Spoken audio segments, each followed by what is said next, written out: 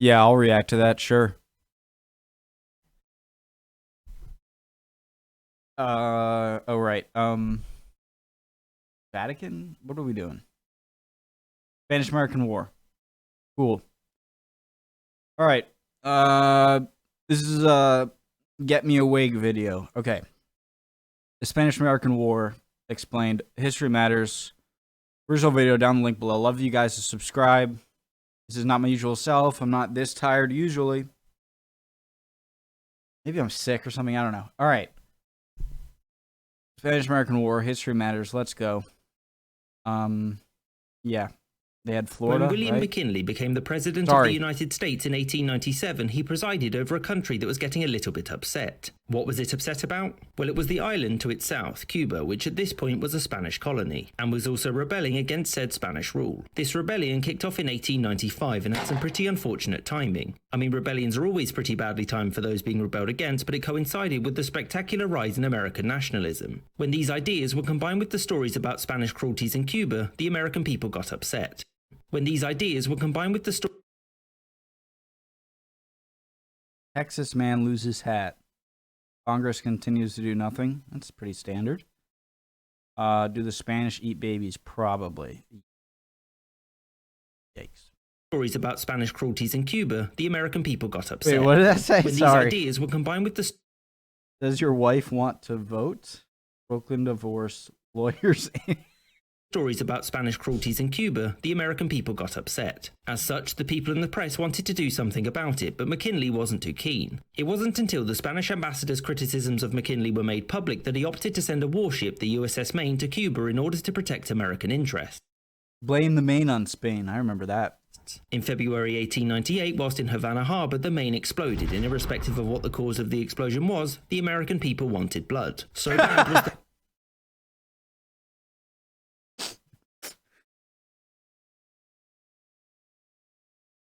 That reminds me of the Dumb and Dumber.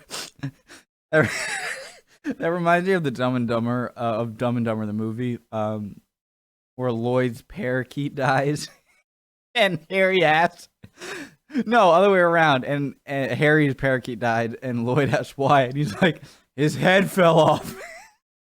Sorry.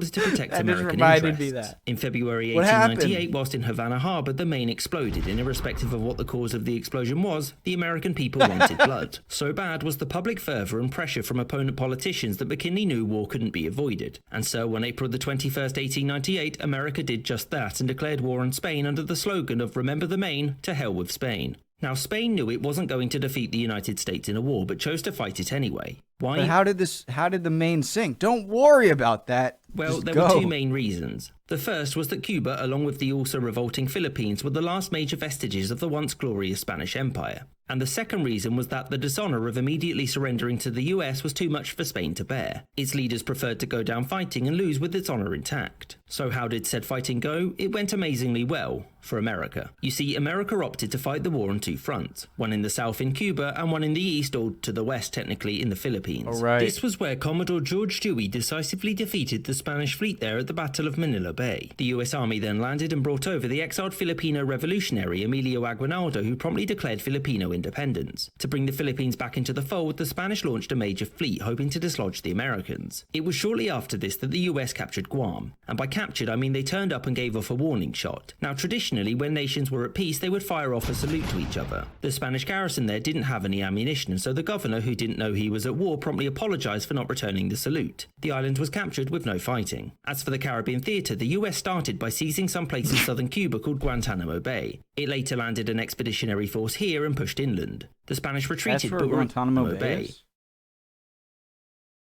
It later landed an expeditionary force here and pushed inland. The Spanish retreated, but were extremely adept at defensive tactics, and so American progress was slow until the primary American force landed on July the 1st. This was the force that contained the famous Rough Riders Volunteer Army led by a certain Theodore Roosevelt. The Americans advanced inland and fought a small Spanish force at the infamous Battle of San Juan Hill. Here, the Spanish were able to inflict many more casualties on the Americans than they themselves suffered before retreating. And in case you're wondering, it was this battle that made Theodore Roosevelt a household name. July the 3rd saw the largest naval battle of the war, the Battle of Santiago de Cuba, during which the Americans obliterated the Spanish fleet there. It was after this that the aforementioned relief force that was being sent to the Philippines was promptly turned around because the Spanish coast now lay undefended. Puerto Rico was invaded in late July, but Spanish forces there were incredibly difficult to dislodge. By mid-August, the Americans had captured Santiago, the second largest city in Cuba, and in the Philippines, the Spanish governor had surrendered as well. With their forces on the run and much of their navy sitting at the bottom of the ocean, the Spanish sued for peace before the Americans could march on Havana. In December, a peace treaty was signed in which Spain lost Guam, the Philippines, and Puerto Rico to the United States. Cuba became a US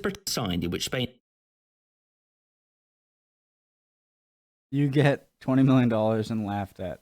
Everlasting glory. lost Guam, the Philippines, and Puerto Rico to the United States. Cuba became a US protectorate until 1902 when it gained its independence. In conclusion, the war had gone exceptionally well for America, which is why the Secretary of State John Hay called it a splendid little war. America's naval prowess were made clear to the world, and not a great deal of soldiers died in combat. Of course, lots of soldiers died from disease, but since yellow fever didn't wear a Spanish uniform, they didn't count. And for Spain, the soldiers who fought on Cuba and the Philippines had shown themselves as being some of the best in the world. But of course, the shock to Spanish society for losing the colony of Cuba was absolutely massive. The Spanish Empire was dead, the American Empire was born.